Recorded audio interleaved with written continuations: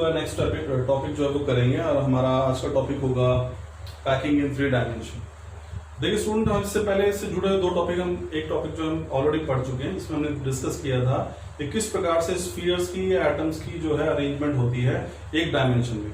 जो वास्तविक स्ट्रक्चर होता है वो 3 डायमेंशन ही होता है। क्रिस्टल लैटिस का हमने आपको डेफिनेशन भी बताई थी।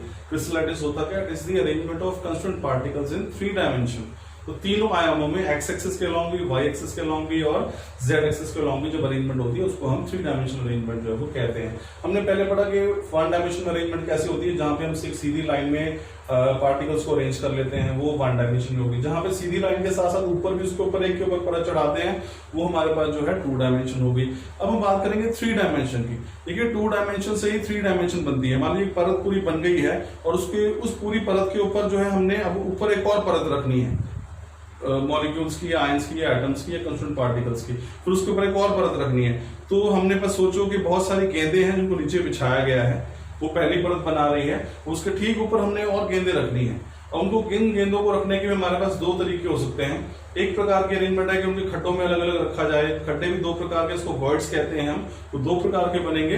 तो अगर हम एक प्रकार के वॉइड्स के अंदर या जो खाली स्थान है, रिक्त स्थान, उसमें रखेंगे तो हमारे पास जो अरेंजमेंट आती है उसको हम बोलते हैं हेक्सागोनल क्लोज पैकिंग। और दूसरे अगर प्रकार के जो वॉइड्स हैं या जो खाली स्थान है उसमें यदि हम दूसरी परत रखते हैं तो हमारे पास जो अरेंजमेंट आती है उसको हम क्यूबिक क्लोज पैकिंग कहते हैं। तो ज्यादा विस्तार से अगर आप देखना चाहें, चित्र आप किताब में देख सकते हैं। 3 डायमेंशन ब्लैक बोर्ड पे बनाना थोड़ा सा जो है कठिन होता है, किताब में आपको चित्र जो है वो आसानी से देखा, आप वहां पे उसको देख सकते हैं और समझ सकते हैं। तो यहाँ पे हम सब टॉपिक को समझेंगे। तो आप सब ये समझिए कि जब हम किन्हीं स्फीयर्स को, जो कांस्टेंट पार्टिकल्स हैं, वो नीचे सोचो गेंदें बिछा रखी हैं, उसके ऊपर हमने एक परत और लगानी है, फिर उसके ऊपर एक परत और रखनी है और एक परत और रखनी है, तो वो जो स्ट्रक्चर तैयार होगा वो 3 डायमेंशन में तैयार होगा। तो 3 डायमेंशन में स्ट्रक्चर 2 प्रकार के तैयार होते हैं। एक को बोलते हैं हेक्सागोनल क्लोज पैकिंग और दूसरे को बोलते हैं क्यूबिक क्लोज पैकिंग। तो हेक्सागोनल क्लोज पैकिंग को हम HCP, H मतलब हेक्सागोनल, C मतलब क्लोज और P मतलब के पैकिंग। तो ये स्ट्रक्चर एक प्रकार का है जो 3 डायमेंशनल बनेगा, और दूसरा हमारे पास है क्यूबिक क्लोज पैकिंग, यानी कि CCP, ये स्ट्रक्चर जो बनेगा वो दूसरे प्रकार का बनेगा। अब देखिए हेक्सागोनल क्लोज पैकिंग में अगर आप चित्र देखेंगे, आप किताब में देख सकते हैं, वहां पे जो अरेंजमेंट होती है वो कैसी होती है, A B इस प्रकार की अरेंजमेंट होती है। यानी जो पहली परत है, आप यहाँ देख सकते हैं, आपको यहाँ समझाने की कोशिश की है। जो सबसे नीचे वाली परत है उसको अगर आप A कह रहे हैं तो सेकंड परत जो हमारे पास वो B होगी। तो यहाँ पे देखते हैं कि जो अरेंजमेंट है वो A B। यहाँ पे 4 परतें हैं, पहले नीचे एक परत रखी है, उसके ऊपर एक और आ गई, फिर एक और आ गई, फिर एक और आ गई। तो हेक्सागोनल क्लोज पैकिंग में जो पहली परत होती है मॉलिक्यूल्स की, वो किससे मेल खाती है? तीसरे से। जो फर्स्ट लेयर है that duplicates the third layer, वैसे जो सेकंड लेयर है वो किससे मेल खाएगी? वो चौथी लेयर से मेल खाएगी। तो इसीलिए हम इसका अरेंजमेंट कहते हैं A B। अब जो नेक्स्ट यहाँ पे आएगा A, वो किससे मेल खाएगी? तीसरे। तो पहली, तीसरी, फिर 5वीं जो है ये परतें एक समान होंगी, फिर दूसरी, फिर हमारे पास चौथी और फिर छठी जो परतें होंगी वो एक समान दिखेंगी आपको, उनकी अरेंजमेंट एक प्रकार की होगी। तो इसलिए हम हेक्सागोनल क्लोज पैकिंग को A B टाइप अरेंजमेंट कहते हैं। और क्यूबिक क्लोज पैकिंग जो है, यहाँ पर 3 प्रकार की परतें बनेगी।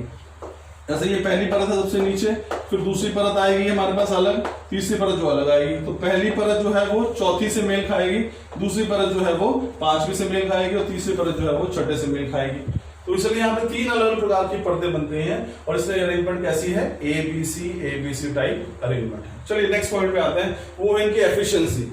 एफिशिएंसी में आपको पता है पैकिंग एफिशिएंसी होती क्या है कि अगर हम पूरी जगह को, पूरे आयतन को 100% मान लें, उसमें से कितना हिस्सा जो है वो जो कांस्टेंट पार्टिकल्स हैं या स्फीयर जो है, इसको हम गोलों के रूप में दर्शाते हैं, वो कितना जो जगह घेरते हैं। तो यहाँ पे जो पार्टिकल्स हैं, कांस्टेंट पार्टिकल्स हैं, एटम्स या हैं आयंस हैं, जिनसे मिलकर क्रिस्टल लैटिस बनता है, वो कितनी जगह घेर रहे हैं? 74%।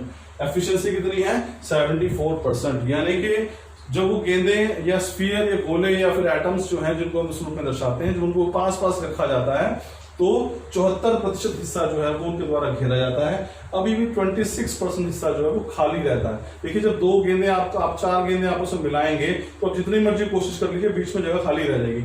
वो खाली जगह का प्रतिशत कितना है?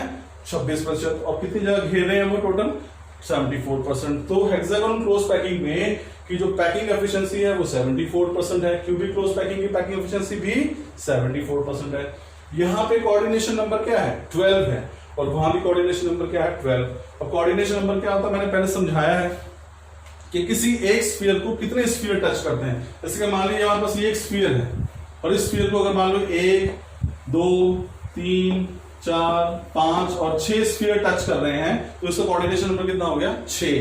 तो एक स्फीयर को, एक एटम को दूसरे कितने एटम्स डायरेक्टली टच करते हैं, सराउंड करते हैं, वो उसका कोऑर्डिनेशन नंबर होता है। तो हेक्सागोनल क्लोज पैकिंग में कोऑर्डिनेशन नंबर कितना है 12 और क्यूबिक क्लोज पैकिंग में भी कोऑर्डिनेशन नंबर कितना है 12। इसके फाइनल एग्जांपल आप देख सकते हैं, बेरिलियम, मैग्नीशियम, कैडमियम जो है वो हेक्सागोनल क्लोज पैकिंग शो करते हैं और आयरन है, कॉपर है, निकल है, ये क्यूबिक क्लोज पैकिंग जो है वो शो करते हैं। तो स्टूडेंट्स ये एक ब्रीफ डिस्कशन थी arrangement of particles in 3 dimension और packing of structure in 3 dimension.